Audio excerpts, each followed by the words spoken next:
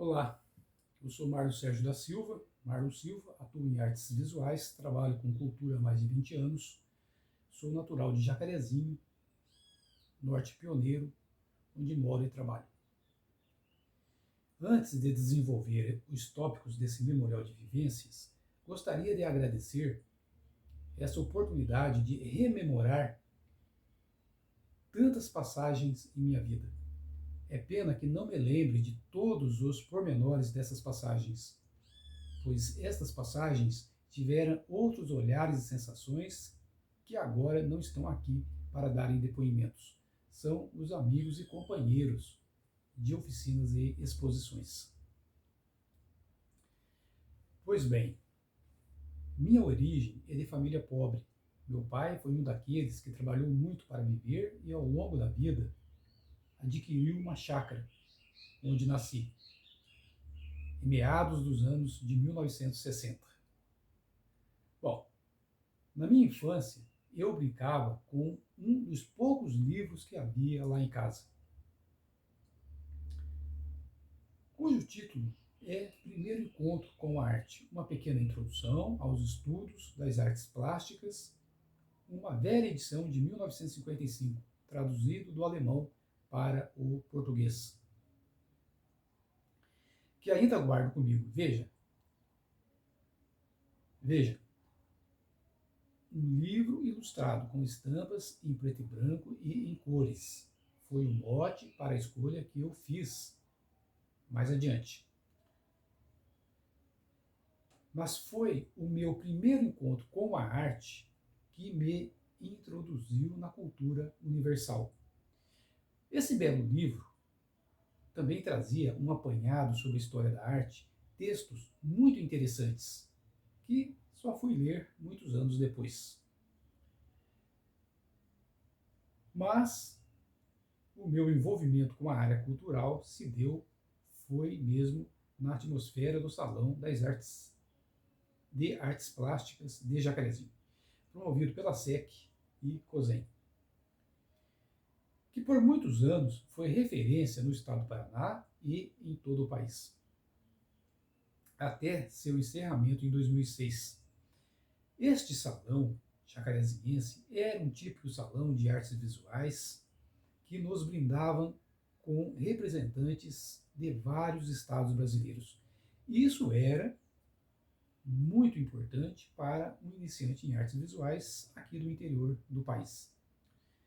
E eu tive a honra de ser premiado em 2 de suas edições. Nessa atmosfera, fiz contatos muito importantes com artistas de Curitiba, que aqui vinha ministrar oficinas técnicas e teóricas.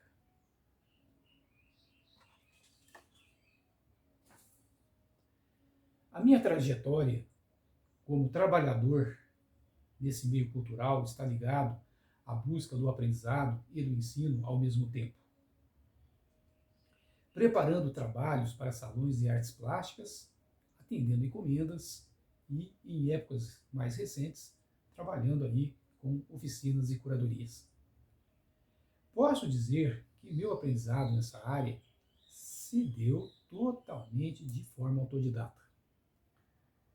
Passei minha adolescência desenhando, pois havia ganhado uma coleção de brochuras do curso de desenho artístico e publicitário do IUB, daqueles velhos, antigos cursos por correspondência. É curioso que meu pai comentava que na sua juventude havia iniciado esse curso de desenho.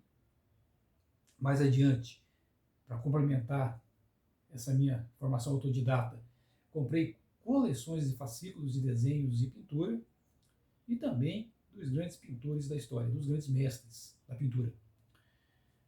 Os fascículos encontrados nas bancas de revista eram, naquela época, fim dos anos 80 e nos anos 90, de excelente qualidade, mas acredito que, quando me aproximei da esfera dos salões, avancei bastante em minha formação cultural e artística.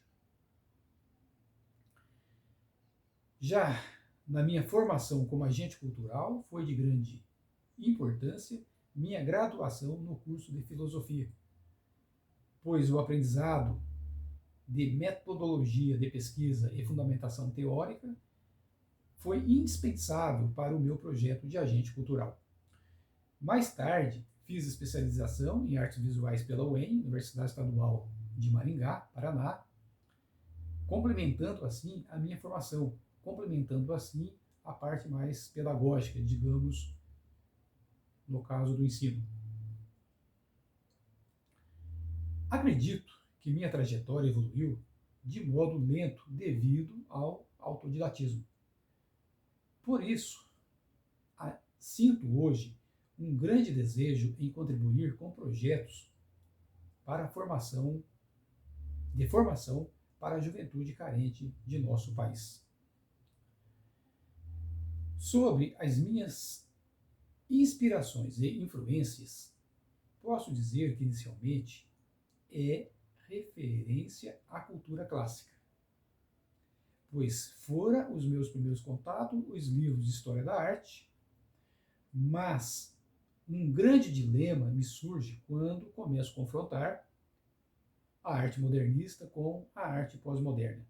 A ideia desconstrucionista por trás da arte contemporânea deu-me muito trabalho decodificar. Portanto, das correntes derivadas do dadaísmo, a origem desse desconstrucionismo na arte, hoje a arte conceitual é bem presente no meu trabalho.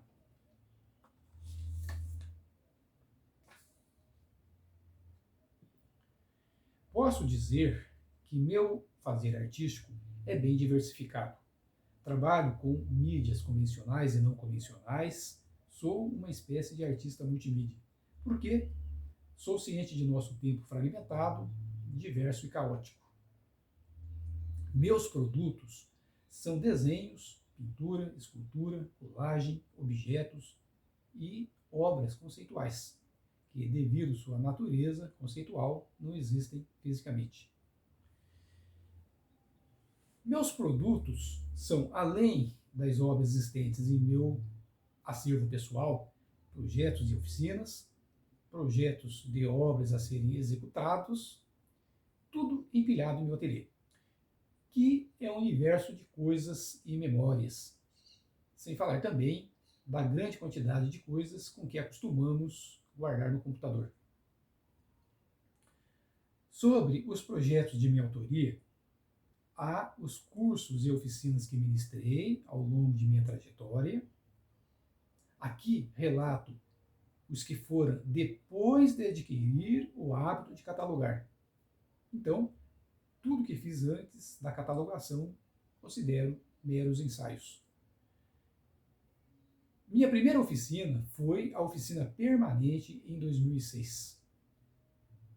Oficina que virou um programa social da prefeitura local, aqui em Jacarezinho. Essa oficina foi executada em meu ateliê, passou pela oficina mais de 100 participantes no dia a dia, num período de 4 meses, mas consegui finalizá-la com 20 participantes em um vernissage no saguão do cinema de nossa cidade. Em 2007, atuei também como voluntário em um projeto social ajudando a desenvolver designer de cerâmica. Já na época da minha graduação, entre 2008 e 2009, no primeiro ano do curso de filosofia da UEMP, Universidade Estadual do Norte do Paraná, realizei uma exposição individual, objetos sensuais. Mas, no segundo e no terceiro ano da graduação, realizei oficinas em que envolvia acadêmicos da instituição. Eventos de arte contemporânea que sempre encerrava com exposição na semana de filosofia. Em 2014, fui convidado como aluno egresso para realizar uma simples oficina de cerâmica, de um projeto do PIBIT, de uma aluna que cursava o PIBIT. Mas a ideia se transformou em uma intervenção de arte contemporânea na universidade que se chamou plasticidade natural versus dureza arquitetada. E, nos anos seguintes, passei a realizar curadoria junto ao Departamento de Cultura da UEMP.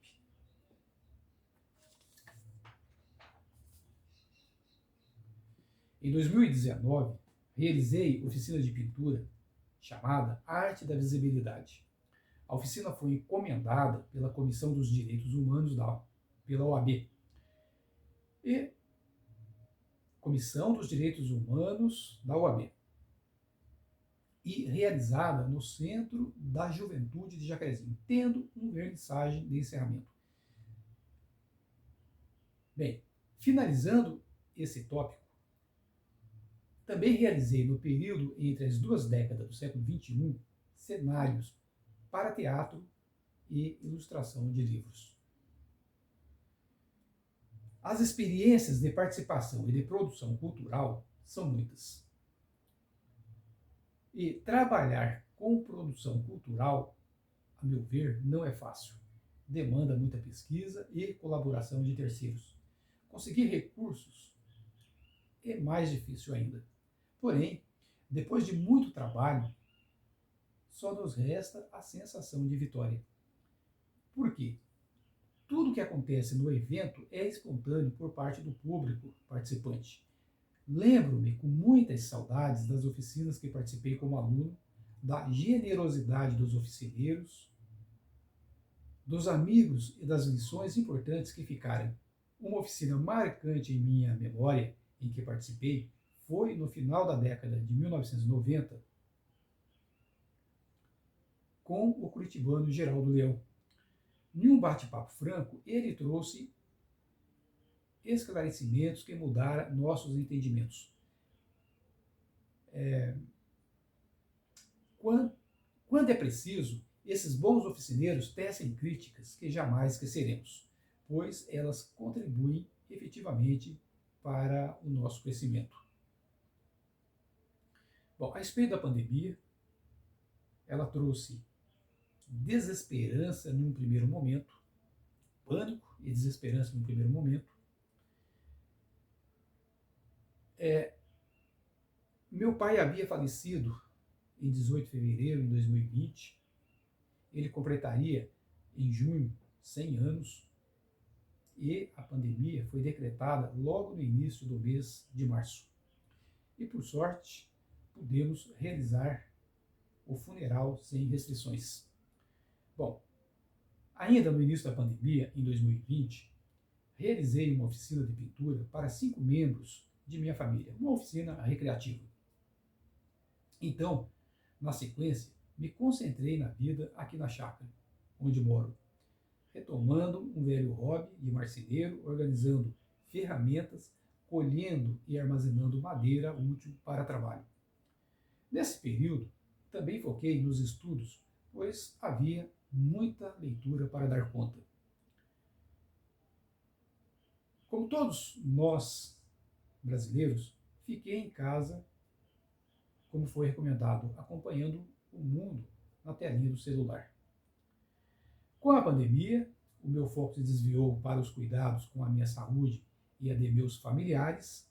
Nós, trabalhadores culturais, somos normalmente apreensivos com a questão econômica. Sobreviver como artista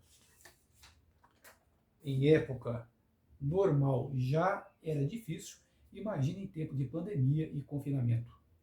Confesso que não consegui trabalhar no ateliê nesse período, só agora em 2022 comecei a retomar as atividades. Acredito que todo artista será outro nessa pós-pandemia. Bom, quanto aos meus planos para depois da pandemia, é retomar velhos projetos de ateliê. Já havia vários projetos que estavam para ser retomados quando começou a pandemia.